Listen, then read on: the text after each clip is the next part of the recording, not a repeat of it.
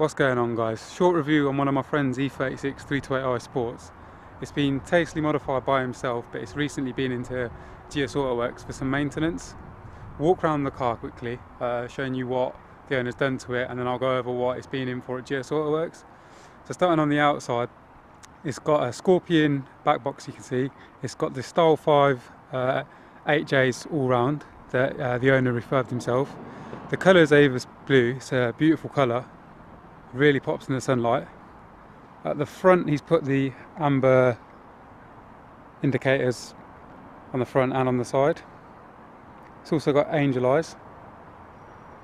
That's really it for the outside. Also, sorry, it's been lowered slightly, but that's really it aesthetically. These E36M, well, sports don't really need that much. Set of nice wheels, lowering it, you're pretty much sorted, and make sure the paintwork's in good condition and they look stunning.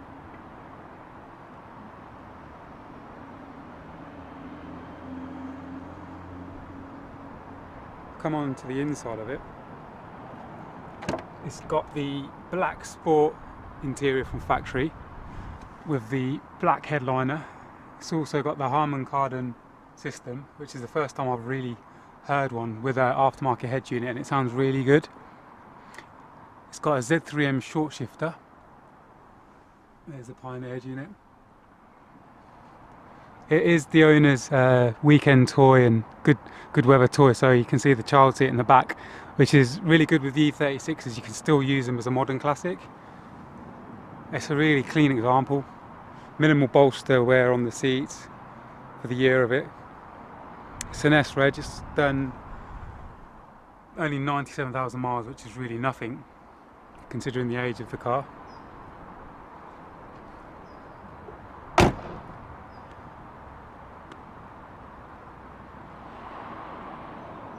The Scorpion back box, it's a real nice size tips they've got there. Compared to the standard, it makes a really nice noise. We'll do a sound clip at the end. The wheels sit really nice in the arches. Like I said, it's been lowered, but it's not been slammed to the ground or anything like that. It's a nice usable height. The owner is thinking of getting some BC coilovers that I've persuaded him to eventually get, because while the whole suspension has been refreshed by GS AUTOWORKS, the last step is just to change the shock absorbers and springs, either to shocks and springs again, or, like I keep telling him to do, is a nice set of BC coilovers. But the maintenance the car's been brought in for was basically the whole rear subframe's been dropped, fully powder coated and polybushed, which I'll insert a photo in now. The rear brakes have been sorted as well. Again, I'll put a full list in the description. At the front, it's had new front wishbones, top mounts, and it's also had the purple tag steering rack out of the E36. So it's really sharpened up the handling, because that rear subframe, the bushes were shot on them, like all E36s of this age. And the steering rack was a bit sloppy, because it was a standard E36 one. Now it's nice and tight. Again, with the front wishbones, they were upgraded to the E30 type with the better ball joint surrounds on them. And on the rear, I think I did mention it, but it's got the main bushes are poly bushes, with all the other bushes either male or Lemforder.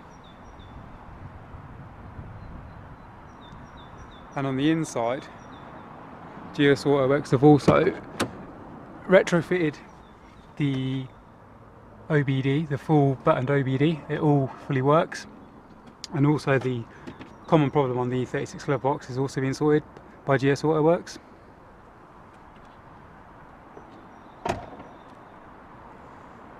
That's the name of the company that's done all the maintenance on it recently. So if you need anything doing on your car, whether it's an E36 or a Saab, Skoda, anything, modifications or maintenance, give them a shout. So we'll jump in, we'll take it for a short spin. I won't go too hard on it because it is my friend's car and it's so nice. In this condition, they're rare these days, so I don't want to do anything to it, harm it. So yeah, we'll take it for a drive. So, as I briefly mentioned, the car's got a Scorpion back box. Under the bonnet, it's got an M50 inlet and an induction kit. GS AUTOWORKS have also remapped the car, along with the 3.15 LSD, which is a limited slip diff, and the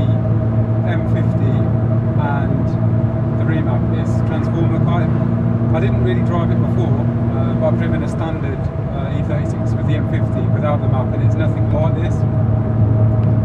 This picks up so much nicer.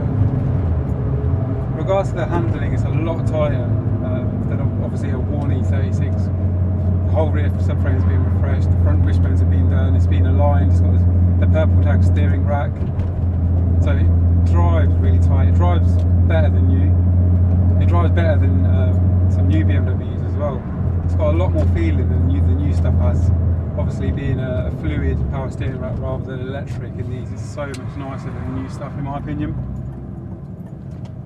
Being the quicker rack now as well, it makes all that difference. Like I said, I won't go too hard on it because it is a friend's car and I don't really want to put it into a hedge, but it gets up and goes well. It's basically a baby M3. It's got everything that a 3 litres got, and not everything, sorry, it hasn't got the engine, but it's got the differential from a M3 3 litre, so it really does get up and go. The last thing this really needs regarding to the suspension is a set of, like I said, shock absorbers or coilovers. Compared to mine, it's not as sharp. The only reason being is because the shocks on this, like I said, are warm. Once he's got a set of coilovers on it or new shocks and springs, it'll be up there with mine and it'll be just as tight. On the inside, I'm not going to lie, it is a nice place to be because it's got the black interior. My E36 has got the grey interior with the lighter creamy coloured leather. Silver grey, should I say. My old Techno Violet E36 had a full black interior, and I don't know, it just feels more at home. I still haven't got used to the grey interior because I daily drive a E46 that's got a black interior, so when I jump into the E36 it makes it feel a bit dated, but I'll come round to it. But this is a nice interior. It's got the, like I said, the HK system in it, but to be honest, with that exhaust I wouldn't even have the radio on. It sounds so nice. I don't know if the mic's picking it up, but it's got such a nice tone to it. And the Z3 short shifter for £80 is such a good mod. I need to get it in mine. It makes the gearbox nice and taut and makes the shifts a lot shorter with no detrimental effect. The one thing I have noticed though, compared to mine with the dual garage or the short stretch that I took it on, the revs sit a lot higher when you're doing 80 miles an hour. Because I've got the 2.93 open differential. Like I said, this has got the 3.15 with the 5-speed gearbox, and the revs do sit higher, so I can imagine it will use more fuel. My previous E36 did have this diff, but I completely forgot how high the revs sit on the motorway. But it's not really a detrimental effect. If you want the performance, you want a 3.15 LSD because it's so much fun. The handling, once you've got the suspension fully refreshed with the steering rack, the on-centre adjustability for minor inputs is so good with the rack. It transforms the experience of an E36. There's 3 things that you should upgrade, in my opinion, on an E36. It's everything that you touch and feel. So 1's the steering rack, 2's the brakes. Upgrade the brakes to 330 E46 brakes with a Evo master cylinder out of an E36 M3.